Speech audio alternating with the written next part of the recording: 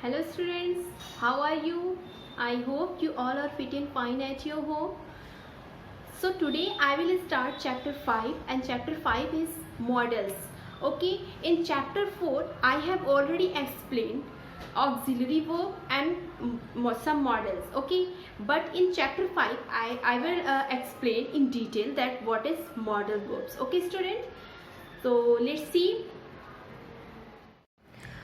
Okay students, so today I will start chapter 5 and chapter name is models. Okay, in chapter 4 I have already explained in auxiliary verb that what is auxiliary verb and what is models. Okay, but again I will repeating in chapter 5 models in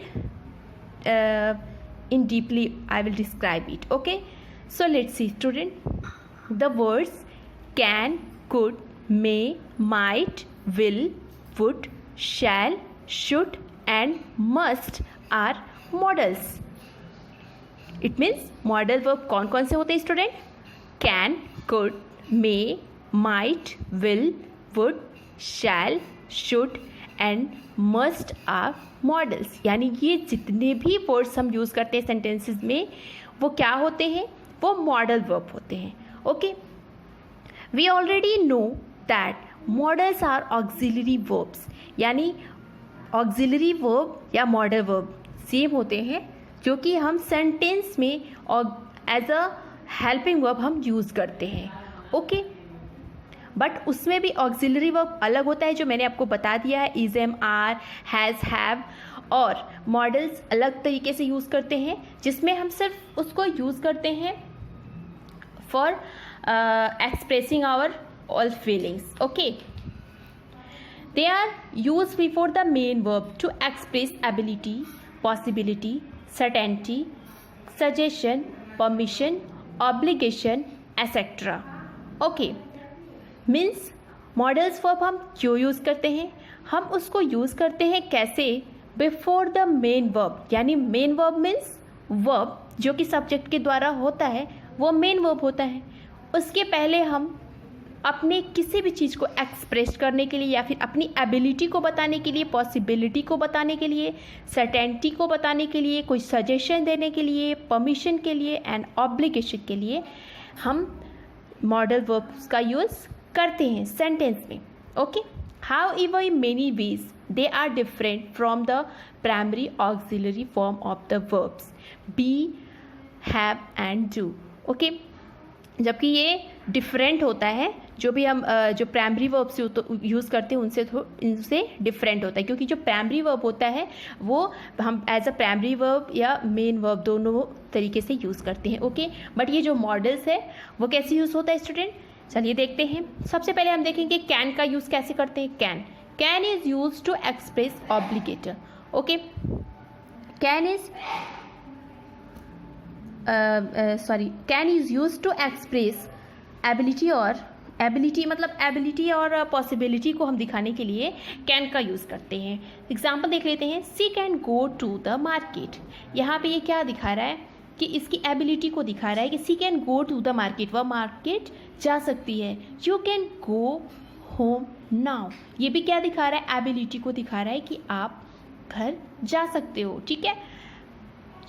holiday trip can be expensive. अब यहाँ पे क्या बता रहे हैं? Possibility को बता रहे हैं कि हाँ, हॉलीडे जो हम ट्रिप कर रहे हैं वो कैन बी एक्सपेंसिव, ये हमारे लिए ज़्यादा खर्चा ला सकता है, खर्चे हो सकते हैं हमारे. ठीक है, तो ये पॉसिबिलिटी को बता रहा है. तो इसके लिए कैन का यूज़ कर लिया हमने सेंटेंस में.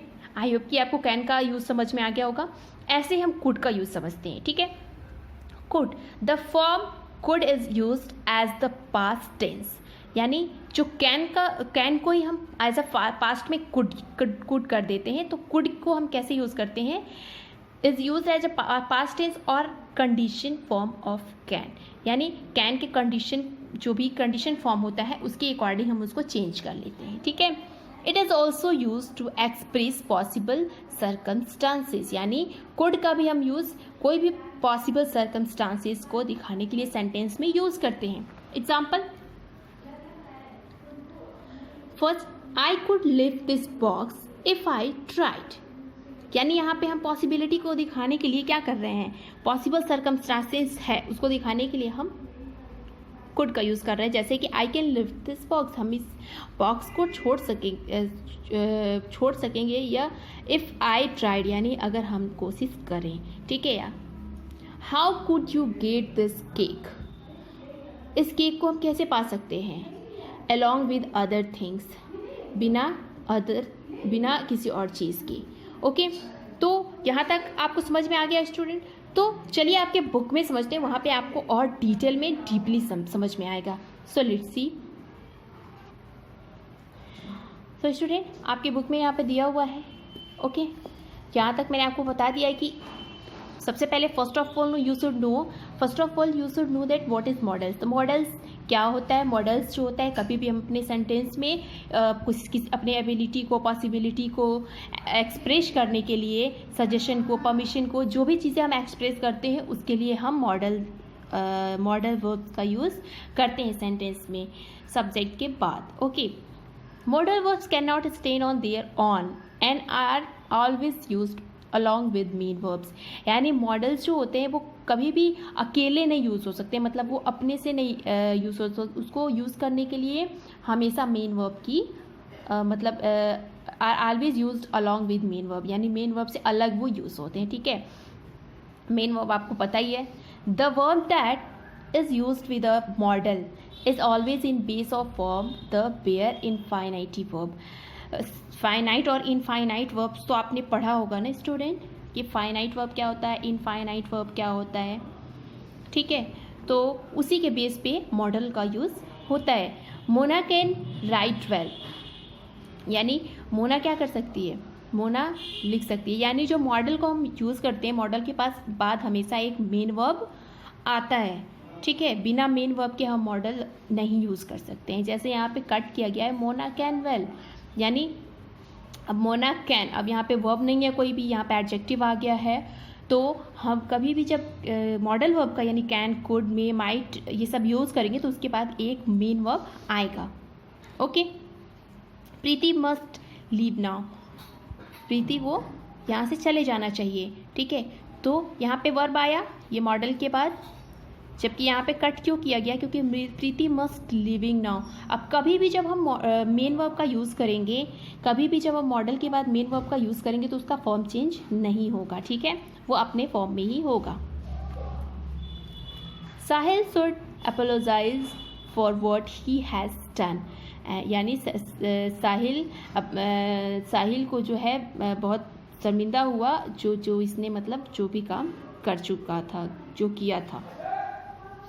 तो यहाँ पे भी शुड के बाद अपोलोजाइज वर्ब आ गया है। ठीक है, इसको कट इसलिए किया गया क्योंकि साहिल शुड बी टू अपोलोजाइज।